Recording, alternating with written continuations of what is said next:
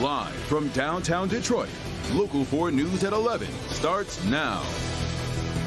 It was the day Metro Detroiters had to do whatever they could to stay cool, and even at this late hour, it's still pretty steamy outside. It was extreme conditions we're not used to getting this early in the year. And not at 11 o'clock at night, right? Yeah. Andrew warmed up pretty fast once the sun came up, and now another scorcher coming our way. And you're right, astronomical summer less than a week away, not even here yet. And yes, we do have hot weather for tomorrow, minus the humidity. But let's deal with the hazardous heat and humidity we have now. Excessive heat warning still in effect and heat advisory still in effect for Detroit and all of Southeast Michigan. Overnight tonight, notice it still does not expire until 8 a.m. tomorrow morning. So do what you can to make sure you stay cool and comfortable even before going to bed. Make sure your air conditioners are working, make sure your home is well ventilated, maybe even hydrate before going to bed, but certainly check on your neighbors and family members too.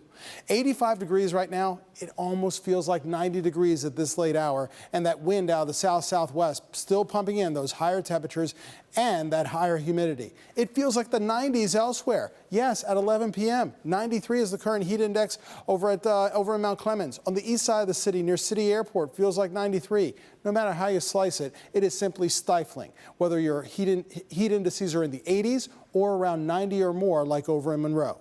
Now, it is dry for now, but we have some showers and thunderstorms, pretty nasty ones off to our west. They're out ahead of a cold front. We'll see some showers overnight, but behind that cold front, it is much less humid. It spells relief. When does that relief get here? We'll talk about that in minutes. On a day like this, you want to head to the beach, but fun at Stony Creek Metro Park was quickly interrupted when a gunshot went off. Jason Colthorpe, they're live tonight to tell us about what happened. Jason. Yeah, Devin, it was one shot, nobody was hurt, and police were there almost immediately. We just seen a bunch of people running after we heard. It sounded like a firecracker, not like a gun sound. On a busy day at the Stony Creek Metro Park beach area, an argument between two groups of guys spilled into the parking lot. We came up and there was about 100 people coming out. They looked kind of rowdy and stuff. I thought they were just getting kicked out the park or something.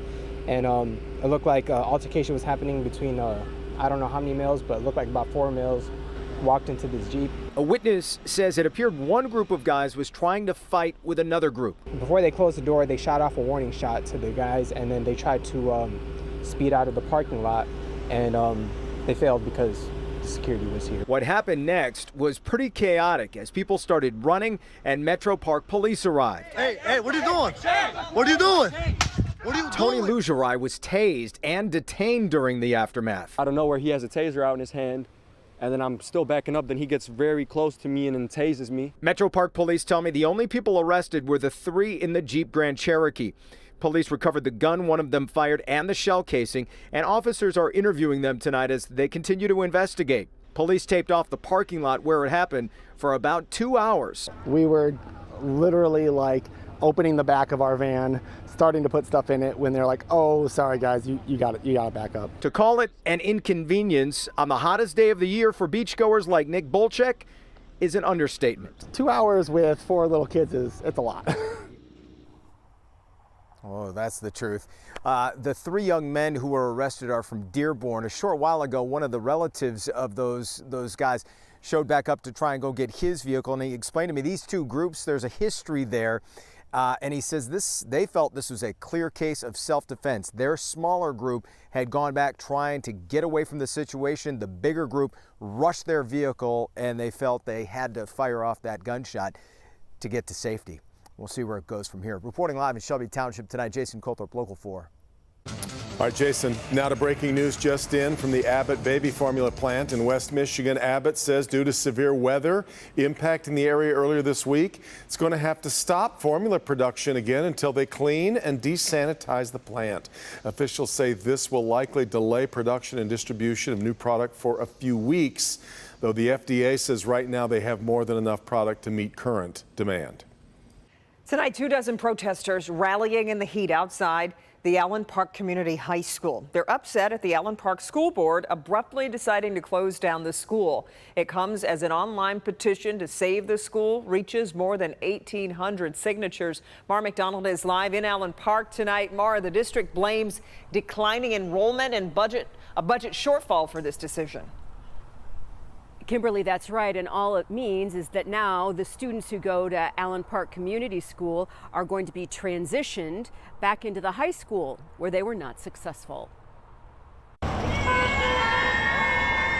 More than 24 protesters braved the scorching temps to come out to Allen Park's community school to vent their frustrations. Hey!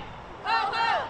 This decision has got to go! Not just that the school has been closed, but at how it was done. Everyone was freaking out, and they feel like they didn't get enough time to know it because they found out on Friday afternoon, and they were like freaking out. Like they didn't give us any time to prepare anything.